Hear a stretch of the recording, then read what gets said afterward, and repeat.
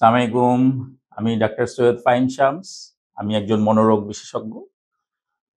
বর্তমানে আমি associate professor ও বিভাগীয় প্রধান হিসেবে কর্মরত আছি উত্তর আধুনিক মেডিকেল কলেজ হাসপাতালে।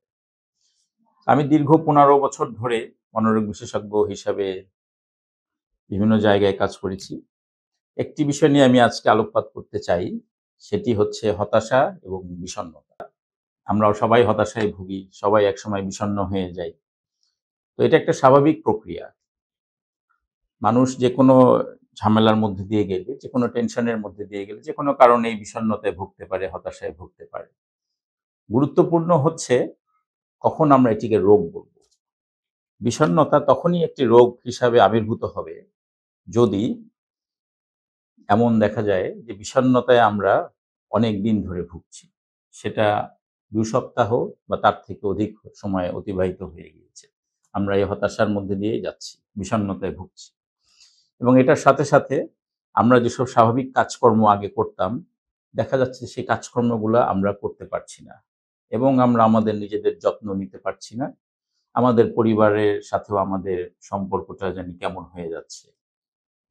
এবং আমাদের যে অফিসের কাজকর্ম যা আছি, আমাদের স্বাভাবিক কাজকর্ম সেগুলো আমরা ঠিক মতন আর করতে পারছি না। এবং দেখা যাবে যে এই বিষণ্ণতার মাত্রাটা হয়তোবা ধীরে, ধীরে বাড়ছে। আমার হতাশা ভাবটা দিনে, দিনে আরো বাড়ছে, আরো খারাপ হচ্ছে। এবং এমনও হতে পারে বিষণ্ণতা যখন অনেক খারাপ মাত্রায় চলে যায়, তখন আমাদের মধ্যে হতাশার তীব্রতা বেড়ে আমাদের মধ্যে আত্মহত্যার প্রবণতা চলে আসতে পারে। এটা খুবই গুরুত্বপূর্ণ যে আত্মহত্যার প্রবণতা যদি আমরা কারো কাছে শুনি, কেউ আমাদের কাছে, আমাদের কোনো বন্ধু, কোনো আত্মীয়, কোনো ভাই-বোন যদি এসে বলে যে তার আত্মহত্যার চিন্তা আসছে, এটিকে কিন্তু আমাদের হেলাফেলা করলে হবে না। আমাদেরকে কিন্তু গুরুত্ব দিতে হবে।